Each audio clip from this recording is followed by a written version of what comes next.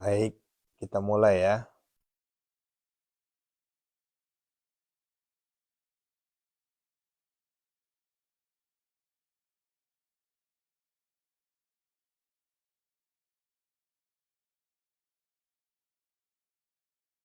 La ilaha illallah wahdahu la syarikalah.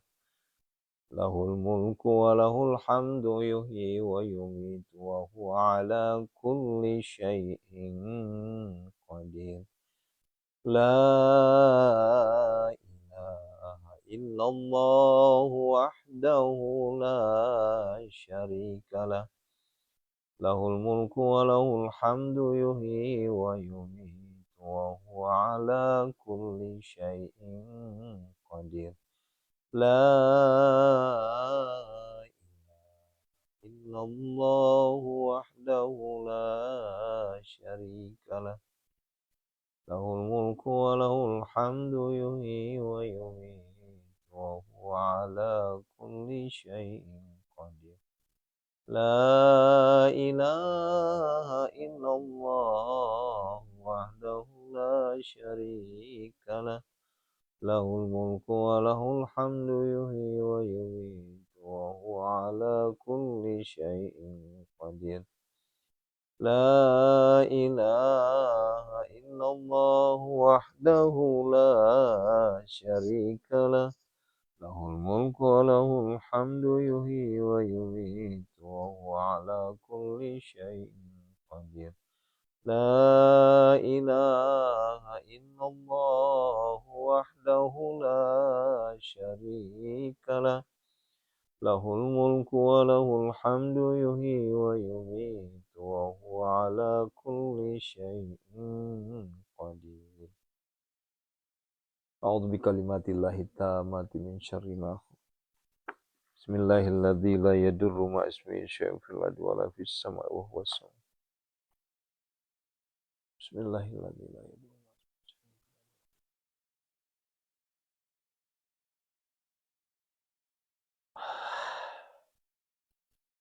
A'udzu billahi minasyaitonir rajim. Bismillahirrahmanirrahim. Assalamualaikum warahmatullahi wabarakatuh. Subhanallah bihamdihi subhanallahil azim. Adada khalqihi wa ridha nafsihi wa zinata arsihi wa midada kalimati asyhadu an la ilaha illallah wa asyhadu anna Muhammadar Rasulullah. Allahumma salli wa sallim ala sayyidina Muhammadin wa ala ali sayyidina Muhammad. Ihwati fillah, Bapak Ibu yang dirahmati Allah Subhanahu wa taala. Alhamdulillah atas nikmat yang Allah berikan kepada kita semua sehingga malam hari ini kita masih dikasih kesehatan, panjang umur, mudah rezeki, gampang urusan. Insya Allah terkabul segala hajat, lunas segala hutang. Allah angkat derajat kita semua. Segala penyakit Allah cabut, kesulitan, impitan ekonomi, insya Allah Allah ganti dengan kemudahan, kelancaran. Allah takdirkan kita menjadi kaya raya, tajir melintir. Allah takdirkan kita menjadi miliarder dermawan, hartawan dermawan. Allah berikan kita rezeki, harta, kekayaan, kekayaan harta, kekayaan hati, kekayaan ilmu, kekayaan iman. Amin ya Allah ya mujib, ya mujibas sa'il. Bapak Ibu, terima kasih atas doanya semua. Alhamdulillah kondisi kesehatan saya berangsur membaik. Jauh sekali bedanya dari malam yang lalu, malam kemarin. Kalau malam kemarin itu mata saya susah untuk dibuka. Dan agak sedikit perih, sakit. Nah, hari ini sekalipun belum sembuh total, tetapi pembengkakannya tidak terlalu naik. Hanya saja ibarat mangga udah matang.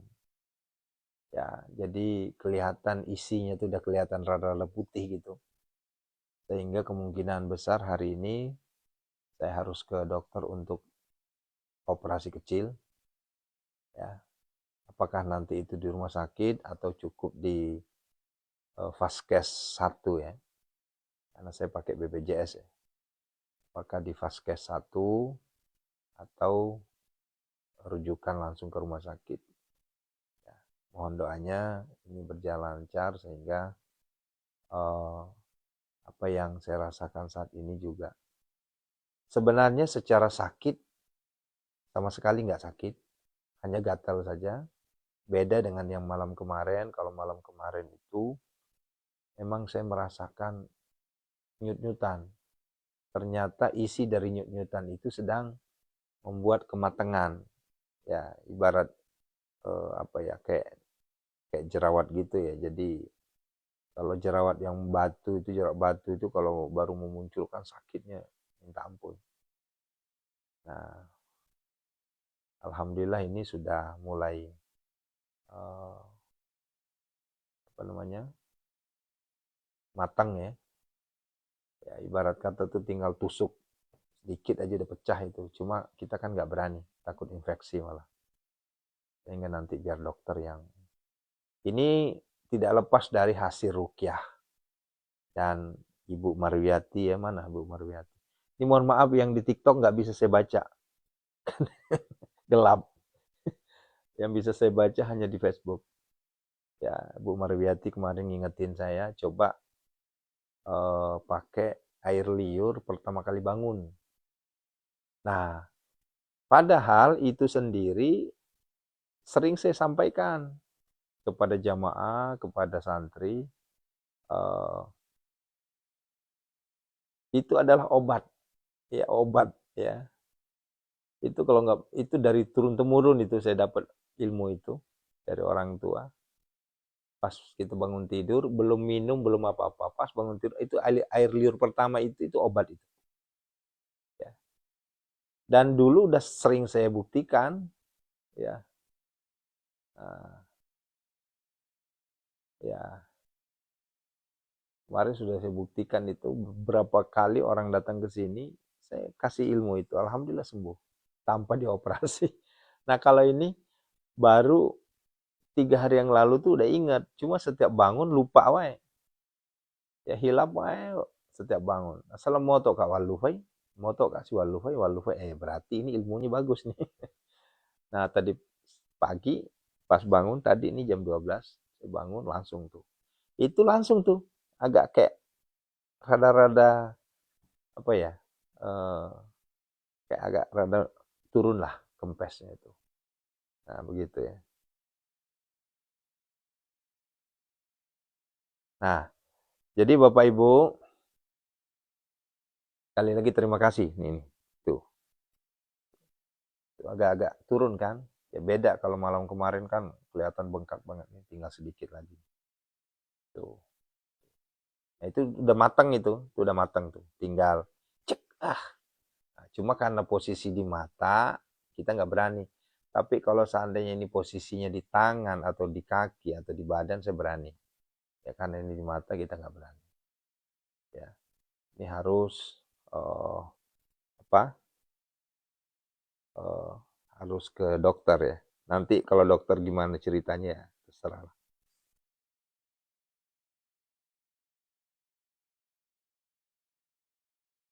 Ini juga normal nih, pandangan juga normal. Baik Bapak Ibu, kembali saya memberikan semangat untuk kita semua. Jadi begini,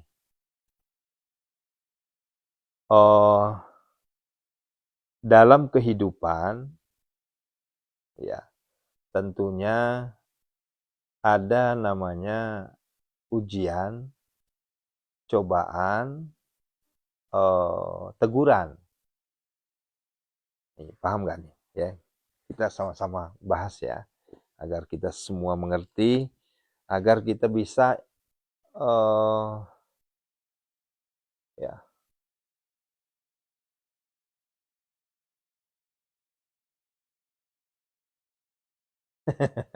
banyak spekulasi nih. Ada yang bilang jerawat lah, ada yang bilang bisul lah, ada yang bilang. Kalau sebenarnya itu ya infeksi. Infeksi. Gitu. Karena ini udah mentok ini. pembengkakannya udah mentok. Kenapa? Karena udah putih.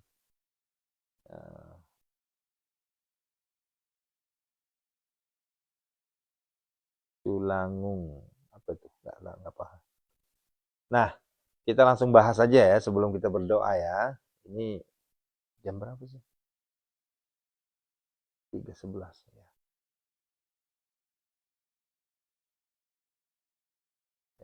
Masih cukup lama. Nah,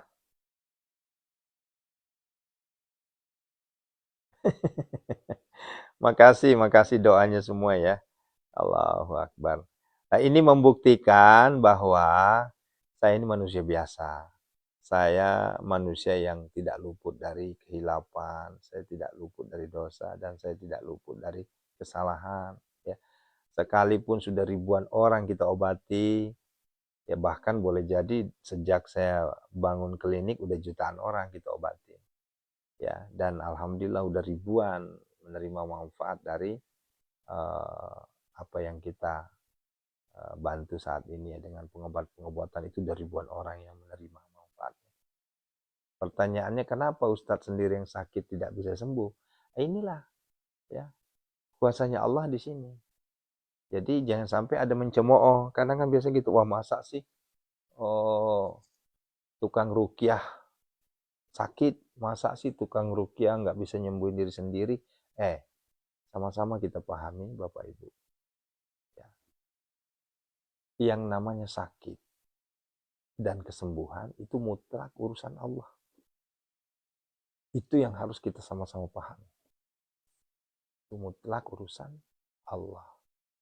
Ya. Jangan kita menjustifikasi seakan-akan tukang rukyah itu sehat terus. Ya. Dokter saja sakit. Padahal apa sih kurangnya dokter itu? Dia tahu semua tuh seluk-beluk penyakit. Tapi dokter juga sakit. Ya. Nah, apalagi saya. Ya. Kalau misalnya ditanya, loh kenapa tukang rukyah sakit? Jangankan sakit. Terkadang banyak orang yang habis rukyah pulang-pulang tewas. Ya.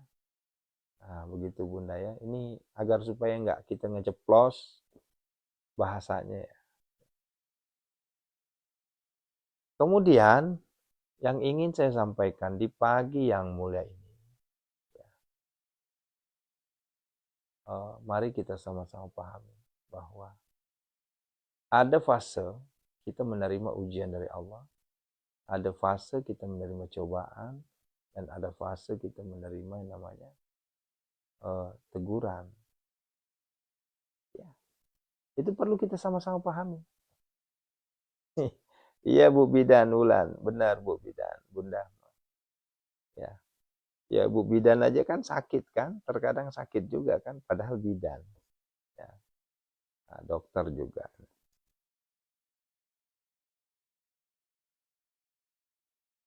Perlu kita sama-sama pahami. Ya, ada tingkatan, ya, mulai dari yang paling rendahnya adalah ujian, cobaan, teguran. Nanti yang paling tinggi lagi itu azab. Itu nauzubillah min dzalik. Kita nggak bicara ke sana. Cukup kita bicara di ujian. Kenapa saya temanya ini? Karena boleh jadi ada di antara kita saat ini kena ujian. Termasuk saya sendiri kena ujian saat ini. Ujiannya apa? Ujian kesabaran. Ya. Di tengah semangatnya para santri, di tengah semangatnya para jamaah, ya, untuk kita bimbing, ya, untuk terus ikhtiar rukyah berobat. Saya sendiri yang mengalami penyakit aneh. Itu adalah ujian. Peruntukan ujian itu, ya, itu sebagai tanda kasih sayangnya Tuhan. Begitu. Itu ujian itu. Dan ini juga bisa dijadikan sebagai cobaan. Ya mungkin pernah terbesit dalam hati kecil saya. Ini terbesit loh ya, belum terungkap, baru terbesit. Wah, alhamdulillah. Saya sudah ngobatin ribuan orang dalam kurun waktu 3 bulan terakhir. Insya Allah berarti ilmunya lumayan ini. Nah itu udah terbesit kesombongan tuh. Sehingga Allah kasih cobaan seperti ini. Dan tunai dikasih sama Allah. Tuh, aneh baru ngasih pembengkakan di mata ini. Ya. Ya Allah langsung tunaikan tuh. Supaya kita nggak sombong. Supaya kita lebih rendah hati. Ya. Lebih berbicara lebih apa adanya. Nggak usah di hiperbolain. Nggak usah ditambah-tambah. Itu jauh lebih baik. Ya. Ketimbang kita ngomong ditambah-tambah agar supaya kita dianggap wow, dianggap terkenal, dianggap hebat. Itu yang keliru. Kalau ada orang seperti itu hanya bumerang. Tahu Bu bumerang? Bom waktu untuk diri sendiri. Nah, gitu. Nah, makanya, oleh karenanya dari itu, mari kita sikapi yang namanya ujian, sunnatullah. Ya. Nah, makanya kalau saya ada yang minta, Pak Ustadz mohon doanya supaya ujian saya sudah nggak ada lagi. Nggak mungkin. Selama kita hidup, ayah bunda, perhatikan. Selama kita hidup, selama napas ini masih turun naik, pasti ayah wae ujian. Pasti ada aja ujian. Cuma konsepnya berbeda-beda. Ada ujiannya mohon maaf. Mungkin dari sisi ekonomi. Ada sisi kesehatan. Ya. Ada sisi keluarga. Ada sisi anak. Pekerjaan. Macam-macam. Ya. Dan itu nggak bisa kita hindari. Nggak bisa kita hindari. Kalau misalnya ada orang bilang, ya Allah, kayaknya saya nggak kuat. Boleh nggak saya ngumpet dulu supaya ujiannya nggak saya terima. Mau ngumpet kemana? Ya. Yang namanya ujian itu sunnatullah, nggak bisa kita hindari. Nah, oleh karenanya ketika kita kena ujian, solusinya bukan kita lari dari ujian itu. Ya. Nah, nih maaf nih. Ya, yang sedang mohon maaf sekali. Yang sedang deadline, yang sedang gundah, yang sedang dikejar-kejar, sedang, waduh besok gimana nih, besok gimana nih, waduh, nah kan gitu-gitu ya. Nah, kalau sudah seperti ini ayah bunda, ayo sama-sama kita bergenggaman tangan. Ya, solusinya hadapi, jalani, nikmati, syukuri. Jadi itu kan solusi dari dulu kan saya beritahu. Hadapi, jalani, nikmati, syukuri. Dekati Allah. Jangan dibalik. Ini dikasih ujian malah semakin jauh dari Tuhan. Sholat udah nggak mau. Tahajud udah nggak mau, alasannya capek, kesel, ngantuk, dongkol, segala macam. Ya. Kemudian, apalagi? Gara-gara dikasih ujian, akhirnya pelampiasannya kemana? Ke istri, marah-marah wae. Ke anak, marah-marah wae. Nggak begitu. Ya. Solusinya ambil sejadah, sujud. Ya. Solusinya ambil air wudhu, ngaji. Ya. Nah makanya kalau ada yang japri, apalagi nih banyak sekali yang japri ini kemarin. Duh Pak Ustadz, tolong Pak Ustadz, tolong. Saya lagi stres, saya begini. Solusinya gimana Ustadz? Amalan apa yang harus? Saya nggak bilang amalan. Karena kalau seandainya antum lagi stres-stresnya nggak baca amalan, Yang ada tambah stres. Iya nggak? Ini ibu lagi udah deadline nih. Ibu udah betul-betul, bapak ibu sudah betul-betul mumet banget. Mentok sudah mumetnya. Nanya ke Arisalu. Jawabannya apa? Silakan amalkan ini. Itu nggak bakal bisa masuk. Nggak bakal bisa masuk. Coba deh. Dijamin nggak bakal bisa masuk. Nah, terus apa? Solusinya bersujud. Ambil sejadah, sholat, bersujud kita sama Allah. Ya. Setelah kita bersujud, ambil air wudhu, ya, atau langsung ngaji tilawatil Quran. Itu adalah solusi yang paling tepat itu. Kenapa? Karena mengaji tilawatil Quran saya tidak sebut ini amalan, tapi ini kewajiban. Nah, begitu ya.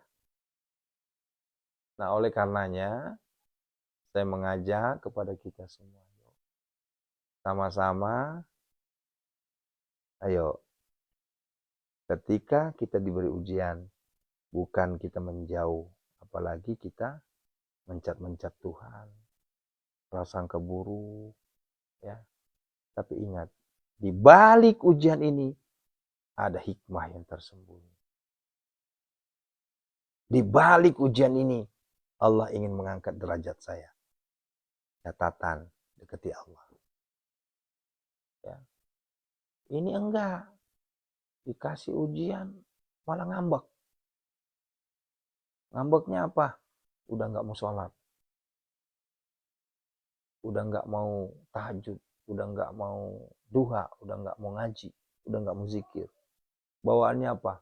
Bantal guling aja dipeluk terus. Bari leweh, nangis, cerik.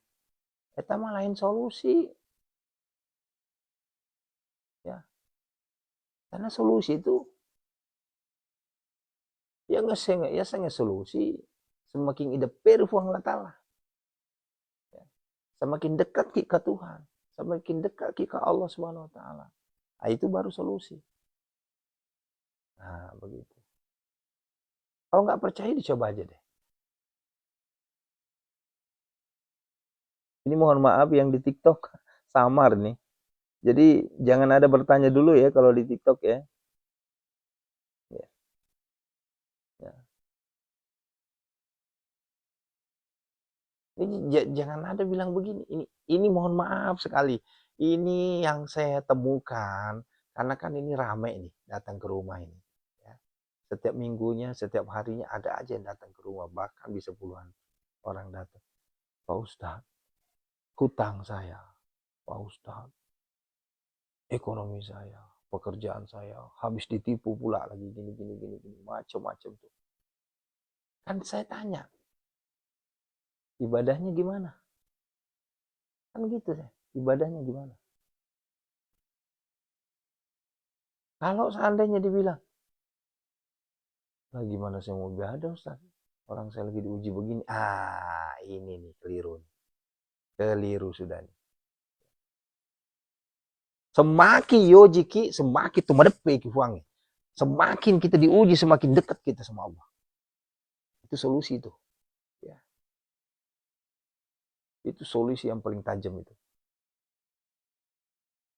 Dan itu insya Allah tidak akan kecewa. Kalau Bapak Ibu sedang diuji, kemudian bercurhat ke manusia, bercurhat ke siapa gitu, ke manusia. Atau apalah bahasanya. Ya. Yang ada nanti Anda semakin kecewa. Ya. Boleh jadi curhatan itu dibocorin sehingga menjadi cemoohan, menjadi ledekan. Ya. Jadi bukan solusi itu. Ya. Ini ada masalah, mungkin dianggapnya sebagai teman dekat, cerita, curhat. Itu biasanya termasuk ke saya. Ini curhatnya ke Aris, ya. Pak Ustadz doain. Jawaban saya apa? Ibu Ibadahnya gimana? Udah sujud belum? Udah ngaji belum? Pasti saya gitu jawaban saya. Ya. Saya selalu bilang ketika ada yang curhat ke sini, Pak Ustadz, minta doanya Pak Ustadz. Saya gini. Jawaban saya apa? Yuk, minta sama Allah. Minta sama Allah dengan wasilah apa? Kita sholat, kita tahajud, kita tilawah. Itu wasilahnya. Begitu. Ulah dibalik. Ya mau dipasihan. No? Ujian malah mencat ke Allah. Allah tak adil. Kiraku Allah tiki kita enggak aing ce. Awe huang letala. Tiki caran huang letala apa kira adik kiri ay. Enggak begitu solusinya. Ya. Solusinya adalah deketin Allah. Bercurhat sama Allah. Anda bercurhat dengan manusia. Yang pada akhirnya Anda akan kecewa. Curhatlah ke Allah. Sampaikan. Wahai Allah, hari ini saya begini. Hari ini saya begini. Hari ini saya begini. Saya harus bagaimana ya Allah? Nah ini biasanya kan enggak. Saya udah putus asa Ustaz. Saya udah nggak bisa apa-apa lagi. Saya udah mentok Ustaz. Itu untayan-untayan kepada orang-orang yang sedang diuji. Salah nggak? Nggak salah kita bilang begitu. Saya udah putus asa. Saya udah nggak bisa apa-apa. Saya udah mentok. Nggak jadi masalah kalimat itu. Tapi di balik kalimat itu ada penghambaan kita kepada Allah. Langsung katakan, saya udah mentok. Serahkan semuanya ke Allah. Saya sudah putus asa. Serahkan semuanya ke Allah. Nah, dan ini bukan hanya mulut. Ini diantara kita di sini tuh banyak cuma mulut doang. Saya pasrah Ustaz, saya serahkan ke Allah. Cuma mulut doang. Implementasikan, tunaikan. Jangan cuma mulut mengatakan saya pasrah, saya putus asa. Wala tayasu mir rauhillah. Janganlah engkau berputus asa atas rahmat Allah.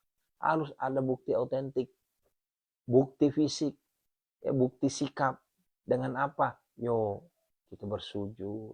Yo, kita berkomunikasi dengan Allah. Bersujud artinya kita sudah menyerah. Ya. Kemudian kita komunikasi dengan Allah bukan hanya sekedar menyerah, tapi kita bercurhat dengan Allah. Apa itu? Itulah namanya tilawatil Quran atau mengaji ki. Ya. Mengaji ki.